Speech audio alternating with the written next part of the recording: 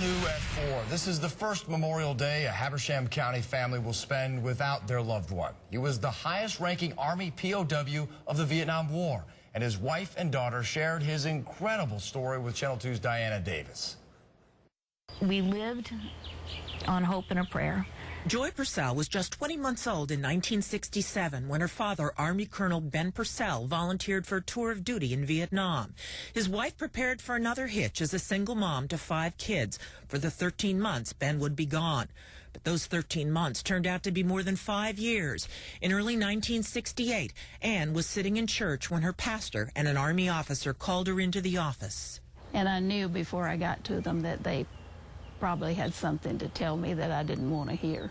Ben's helicopter had been shot down. He and 5 others were missing in action. I said, Lord, I don't know if he's dead or alive, but you do. She says that moment was a turning point. She focused on family. Her youngest son was having a tough time. He said to me, Mom, I'm afraid Dad's not going to get to come home. 13 months later, she learned Ben had been captured, but the Army still couldn't tell her if he was dead or alive. The years passed. Toddler Joy grew into a little girl with no memories of her father except the photos on her mother's nightstand. I would often sit on her bed and I would look at that picture and I would imagine what my father was like. And I dreamed of what it would be like to have him home.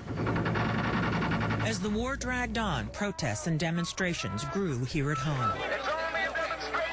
On January 27, 1973, the Paris Peace Accord was signed. 2 months later, Colonel Purcell was home. Colonel Benjamin H. Purcell. The Purcells have had the next 40 years together. Colonel Purcell died earlier this year at age 85. Today, the family remembers him and all the others who have served and sacrificed. There's a lot of sacrifice that has gone in to keeping us free, and I just hope and I pray that we never forget that. Diana Davis, Channel 2 Action News.